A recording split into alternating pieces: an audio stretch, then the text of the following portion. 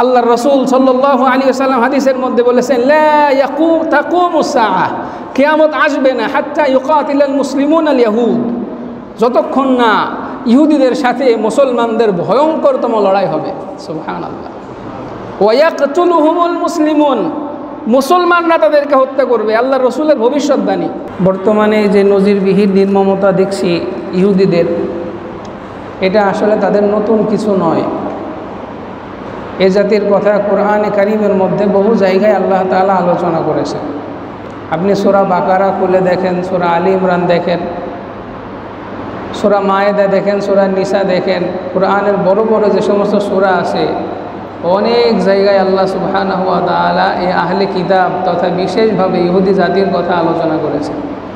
গত সপ্তাহে বলেছি সূরাতুল ফাতিহা, যে সূরাটা প্রতিদিন প্রত্যেক নামাজে প্রত্যেক রাকাতে তেলাওয়াত করা হয়, এই সূরার শেষে পর্যন্ত ইহুদিদের কথা এনে তাদের পথ ও মত থেকে বেঁচে থাকার জন্য আল্লাহর কাছে দোয়া করা শেখানো হয়েছে এই সূরার মধ্যে।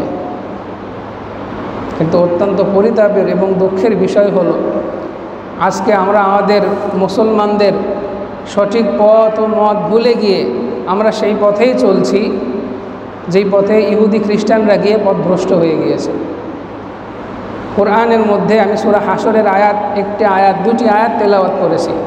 আল্লাহ তাআলা বলছেন, ওয়ালা তাকুনু কাল্লাযীনা নাসুল্লাহা ফাআনসাহুম আনফুসাহুম, তোমরা তাদের মতো হইও না যারা আল্লাহকে ভুলে গিয়েছে, যারা আখিরাতকে ভুলে গিয়েছে, ফলে আল্লাহও তাদেরকে ভুলে গিয়েছেন। আল্লাহ বলছেন, উলাইকা হুমুল ফাসিকুন, তারাই হলো ফাসিক, পৃথিবীর বুকে বিশৃঙ্খলা সৃষ্টিকারী তারাই। যতই মানব সভ্যতার চাদর গায়ে দিয়ে তারা পৃথিবীর বুকে সভ্যতার কথা বলে বেড়াক, ফিলিস্তিন গাজার এই ঘটনায় তাদের মুখোশ উন্মোচিত হয়ে গিয়েছে।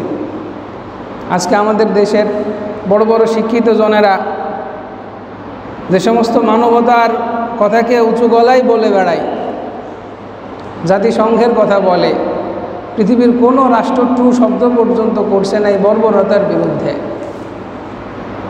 এটাই প্রমাণ হয়েছে তারা কখনো মানবতা তথা মুসলমানদের বন্ধু হতে পারে না। আল্লাহর নবী মুহাম্মদুর রাসূলুল্লাহ সাল্লাল্লাহু আলাইহি ওয়াসাল্লাম আজ থেকে 1450 বছর আগে বিদায় হজের ভাষণে আমাদেরকে প্রায় 1.25 লক্ষ সাহাবীকে লক্ষ্য করে বলে গিয়েছিলেন, আল মুসলিমু আখুল মুসলিম, মুসলমান মুসলমানের ভাই, মুসলমানের বাইরে যারা আছে তারা কখনো মুসলমানের বন্ধু হতে পারে না। গত সপ্তাহে বলেছিলাম, কোরআনের একাধিক জায়গায় আল্লাহ সুবহানাহু ওয়া তাআলা তাদের সাথে বন্ধুত্ব করা থেকে, তাদের পথ ও মত থেকে আমাদেরকে বিরত থাকার কথা বলেছেন। সূরা আলী ইমরানের মধ্যে বলেছেন, ওয়ালা তাহিনু ওয়ালা তাহজানু ওয়া আনতুমুল আ'লাউনা ইন কুনতুম মুমিনিন, মুমিন তোমরা হীনবল হয় না, ভয় পেও না, তোমাদের অস্ত্র শস্ত্র নেই, তোমাদের অমুক নেই, তোমাদের তমুক নেই, তোমাদের অভিজ্ঞতা নেই, ভয় পেও না। হ্যাঁ, তোমাদের সাধ্যমতো তোমরা প্রস্তুতি গ্রহণ করো, কিন্তু আরেকটা কথা জেনে রাখো, যদি তোমরা ঈমানের উপর অটল থাকতে পারো, দিন শেষে তোমরাই বিজয়ী হবে। বলেন সুবহানাল্লাহ। আজকে পৃথিবীর মানচিত্র থেকে গাজাকে উঠিয়ে দেওয়ার, ফিলিস্তিনকে সরিয়ে দেওয়ার পায়তারা চলছে। এটা ইহুদিদের নিছক কোনো বিচ্ছিন্ন ঘটনা নয়, এটা তাদের প্ল্যানের মধ্যে আছে যে তারা পৃথিবীর বুকে ইহুদিবাদ প্রতিষ্ঠা করবে। তারা ক্রমে ক্রমে জায়গা দখল করতে করতে মসজিদে নববী পর্যন্ত তারা দখল করে নেবে, এবং তারা পৃথিবীর বুকে ইহুদিবাদ জায়োনিজম প্রতিষ্ঠা করবে। এটা তাদের লক্ষ্য। মসজিদে আকসা যে ভিত্তির উপরে আছে সেটাকে ভেঙে দিয়ে তারা হাইকালে সুলাইমানি নির্মাণ করবে। এটা তাদের আকিদা। তাদের একজন মসিহা আসবে, সাহায্যকারী আসবে, তারা তার জন্য প্রিপারেশান নিচ্ছে। দাজ্জাল যখন আবির্ভাব হবে, সহিহ হাদিসের মধ্যে আসছে 70,000 ইহুদিদের এক জামাত দাজ্জালের অনুসারী হবে, তার সহকর্মী হবে, তার সাহায্যকারী হবে। তারা অলরেডি সেই প্রিপারেশন নিচ্ছে। আর আজকে আমরা মুসলমান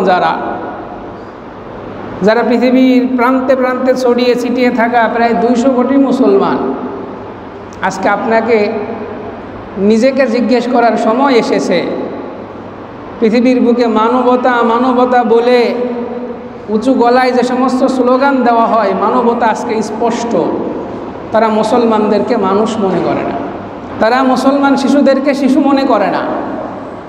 আজকে যদি মুসলমান কোনো বাহিনী কর্তৃক কোনো শিশুর উপর হামলা করা হয়, পৃথিবীর মিডিয়াগুলো হা হা করে উঠবে, চিল্লায় উঠবে। আজকে যে সমস্ত মানুষের উপর তারা হামলা করেছে, তারা হত্যা করছে, অ্যাম্বুলেন্সের উপর হত্যা করে মানুষ মারছে, সাংবাদিকদের উপর হামলা চালাচ্ছে, মানবতার বাকি কোথায়? এখনো পর্যন্ত যত সংখ্যক মানুষ তারা হত্যা করেছে তার ম্যাক্সিমাম হলো মহিলা, তার ম্যাক্সিমাম হলো শিশু। জেনে বুঝে তাদের উপর হামলা করা হচ্ছে। কাপুরুষ ইহুদি জাতি, তাদের কথা আল্লাহ কোরআনে বলেছেন, লাআনতুম আশাদ্দু রাহবাতান ফি সুদুরিহিম মিনাল্লাহ, তোমাদেরকে ইহুদিরা আল্লাহর থেকেও বেশি ভয় পায়। সূরা হাশরের আয়াত, লাআনতুম আশাদ্দু রাহবাতান ফি সুদুরিহিম মিনাল্লাহ লা ইউকাতিলুনাকুম জামিআন ইল্লা ফি কুরাম মুহাসসানাতিন আও মিন ওয়ারাই জুদুর। আল্লাহু আকবার, তাকবীর ধ্বনি দিয়ে ময়দানে নামো, কোনো ইহুদির বাচ্চার ক্ষমতা হবে না তোমাদের সাথে মোকাবেলা করার। আজকে তারা বিভিন্ন মারণাস্ত্র, ড্রোন, বিমান হামলা ইত্যাদি দিয়ে পর্দার ওপাশে থেকে হামলা চালাচ্ছে, ময়দানে আসতে বলুক না। প্রিয় মুসলিম ভাইয়েরা, আজকে নিজেকে প্রশ্ন করার সময় এসেছে। আজকে তারা তাদের মতবাদ প্রতিষ্ঠা করার জন্য পৃথিবীর বুকে উঠে পড়ে লেগেছে। পৃথিবীর ব্যাংকিং ব্যবস্থা, অর্থনৈতিক ব্যবস্থা, ইন্টারনেট ব্যবস্থা সব আজকে তাদের হাতে। আমাদের হাতে কি? আমাদের মুসলমানদেরকে নারী আর ঐশ্বর্য, টাকা আর গাড়ির পেছনে তারা স্বপ্ন দেখায়, তাদেরকে বিভোর করে রাখছে। কিন্তু তারা কর্তৃত্ব খাটাচ্ছে পৃথিবীর বুকে, সভ্যতার নাম নিয়ে নিরস্ত্র অসহায় মুসলিমদেরকে হত্যা করছে। আজকে আমি তাদের পরিচয় সংক্ষেপে দিব। এই জাতিটাকে কোরআন কিভাবে চিত্রায়ন করেছে। এরা হলো সেই জাতি, যেই জাতি আল্লাহকে পর্যন্ত গালি দিতে তারা দ্বিধাবোধ করে না, বলে নাউজুবিল্লাহি মিন যালিক। এই জাতি এত নিকৃষ্ট, তারা বিশ্বাস করে আল্লাহ আছে, বিশ্বাস করে আখিরাত আছে, তারপরেও তারা বলে কি? কোরআনে আল্লাহ বলছেন সূরা আলী ইমরানে, লাকাদ সামিআ আল্লাহু কাওলাল্লাযীনা ক্বালু ইন্নাল্লাহা ফাকীরু ওয়া নাহনু আগনিয়ান। বলেন নাউযুবিল্লাহি মিন যালিক। অবশ্যই আল্লাহ ওই সমস্ত ব্যক্তিদের কথা শুনেছেন হে মুহাম্মদ, যারা বলে ইন্নাল্লাহা ফাকীর, আল্লাহ দরিদ্র, ওয়া নাহনু আগনিয়া, আমরা হলাম ধনী। বলেন নাউযুবিল্লাহি মিন যালিক। আল্লাহর শানে এত বড় বেয়াদবিমূলক কথা। শুধু তাই না, বনি ইসরায়েলের পরীক্ষা করার জন্য আল্লাহ বিভিন্ন সময় দুঃখ দুর্দশা দিয়েছেন, কষ্টে ফেলেছেন, আবার বড় বড় নিয়ামতও দিয়েছেন। তারা কষ্টে পতিত হলে কি বলতো? ইয়াদুল্লাহি মাগলুলা ওয়া ক্বালাতিল ইয়াহুদ ইয়াদুল্লাহি মাগলুলা। সূরা মায়েদার মধ্যে আছে, আল্লাহর হাত সংকীর্ণ, আল্লাহর হাত বাঁধা, আল্লাহ নাকি কৃপণ। বলেন নাউযুবিল্লাহি মিন যালিক। আল্লাহ তাদের জবাবে বলছেন, বাল ইয়াদাহু মাবসুতাতান ইউনফিকু কাইফা ইয়াশা। এরা সেই জাতি, যে জাতি জিবরিল আমিনকে পর্যন্ত গালি দিয়েছে। বলেন নাউযুবিল্লাহ। এরা সেই জাতি যারা নবীরা, যারা আল্লাহর পক্ষ থেকে ওহী নিয়ে আসছে, তাদের হত্যা করতে বিন্দুমাত্র তাদের হাত কাঁপে নাই। কোরআনে একাধিক জায়গায় নবীদের হত্যা করার বিষয়টি আল্লাহ তাআলা বলেছেন। যারা নবীদেরকে পর্যন্ত হত্যা করতে পারে, তারা অসহায় শিশু, অসহায় নারীদেরকে হত্যা করবে, এতে বিচলিত হওয়ার কিছুই নেই। তাদের স্বভাব তাদের রক্তের মধ্যে মিশে আছে।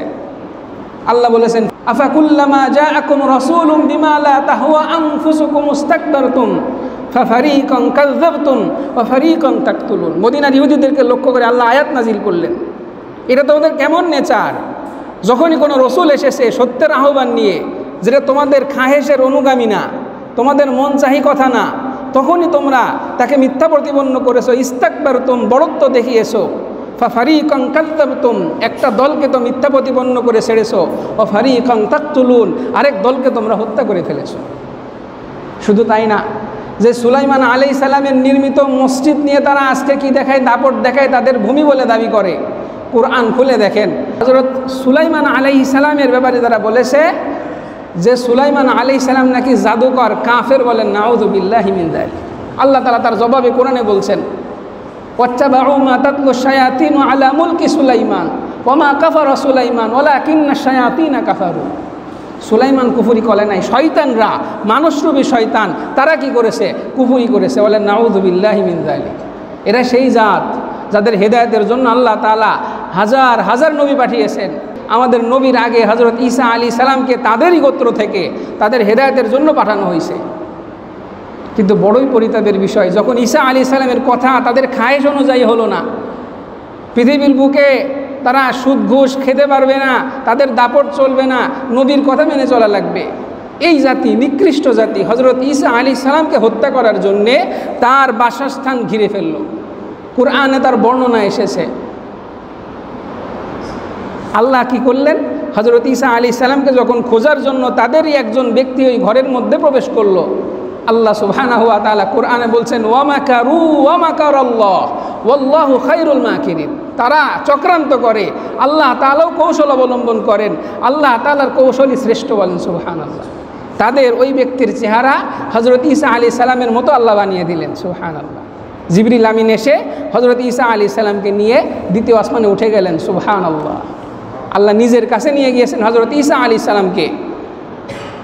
যখন ওই ব্যক্তি খুঁজে যখন ঈসা আলাইহিস সালামকে পায়নি, যখন বাইরে বের হয়ে আসছে, তখন দেখে, এসে বলছে, ঈসাকে তো পেলাম না, চেহারা কার মতো? আরে তুই তো ঈসা, আবার ঈসাকে? তাকে ধরে হত্যা করে ফেললো এবং বলল ঈসাকে হত্যা করছে। কিন্তু তাদের মনে প্রশ্ন আসলো, আমাদের যে ব্যক্তিটা খুঁজতে গেল সে কোথায়? তাকে খুঁজে তো কোথাও পাওয়া যাচ্ছে না, তার লাশটাও তো পাওয়া যাচ্ছে না। কুরআনে এই ঘটনাকে আল্লাহ ব্যক্ত করেছেন, ওয়ালাকিন শুব্বিহা লাহুম, বিষয়টা তাদের কাছে সন্দিহান করে দেওয়া হয়েছে, তারা মতবিরোধে পড়ে গেল। আর আমাদের ব্যক্তি কোথায়? এ যদি ঈসা হয় আমাদের ব্যক্তি কোথায়? আর আমাদের ব্যক্তি হলে ঈসা আলাইহিস সালাম কোথায়? আজ পর্যন্ত খ্রিস্টানরা যে ভ্রান্ত মতবাদের উপরে আছে, কুরআনে তাদেরকে বলেছে দল্লিন, তারা পথভ্রষ্ট। আর ইহুদিদেরকে চিত্রায়ন করেছে আল মাগদুব আলাইহিম, তারা অভিশপ্ত। খ্রিস্টানরা আজ পর্যন্ত তারা এর ব্যাখ্যা খুঁজে পায় না। কুরআন স্পষ্ট ভাষায় বলছেন, আল্লাহ হযরত ঈসা আলাইহিস সালামকে আসমানে তুলে নিয়েছেন, বলেন সুবহানাল্লাহ। এই ইহুদিবাদের দমন করার জন্যে শেষ জামানায় আখেরি নবীর উম্মত হিসেবে কে আসবেন? হযরত ঈসা আলাইহিস সালাম আসবেন, সুবহানাল্লাহ। সেদিন খুব বেশি দূরে নয়। আজকে পৃথিবীর বুকে গাজাকে তুলে দিয়ে, ফিলিস্তিনকে তুলে দিয়ে ইহুদিরা মনে করছে আমি মনে হয় নিশ্চিহ্ন করে দিলাম। এত সহজ? এই ভূমি মুসলমানদের, এই ভূমি আল্লাহ তাআলার দাসত্বের। আল্লাহর রাসূল সাল্লাল্লাহু আলাইহি ওয়াসাল্লাম হাদিসের মধ্যে বলেছেন, লা তাকুমুস সাআহ, কিয়ামত আসবে না হাত্তা ইউকাতিলাল মুসলিমুন আল ইয়াহুদ, যতক্ষণ না ইহুদিদের সাথে মুসলমানদের ভয়ঙ্করতম লড়াই হবে, সুবহানাল্লাহ। ওয়া ইয়াকতুলুহুমুল মুসলিমুন, মুসলমানরা তাদেরকে হত্যা করবে, আল্লাহর রাসূলের ভবিষ্যৎবাণী। শুধু তাই, আজকে যারা পৃথিবীর বুকে বুক ফুলিয়ে হামলা করছে, আল্লাহর রাসূল বলছেন সেদিন ইহুদিরা পলাবে। আগেই বলেছে তাদের জানে খুব ভয়, কোরআনের কথা। এই ইহুদিরা কোথায় পলাবে? বিভিন্ন গাছের আড়ালে, পাথরের আড়ালে তারা লুকাবে। আল্লাহর হাবিব মুহাম্মদুর রাসূলুল্লাহ বলেন, আল্লাহ সুবহানাহু ওয়া তাআলা পাথরের জবান খুলে দিবেন। সেই পাথর ডেকে বলবে, ইয়া মুসলিম, ইয়া আব্দুল্লাহ, হে মুসলমান, হে আল্লাহর বান্দা, আসো আমার পেছনে ইহুদি লোকায় আছে, হত্যা করো তাকে, সুবহানাল্লাহ। তাদের উপরে পৃথিবীর সৃষ্টিরাজি পর্যন্ত এত রাগান্বিত, এত ক্ষুব্ধ যে তাদের পেছনে পলায়ন করলে আল্লাহ তাদের জবান খুলে দিবেন, সুবহানাল্লাহ।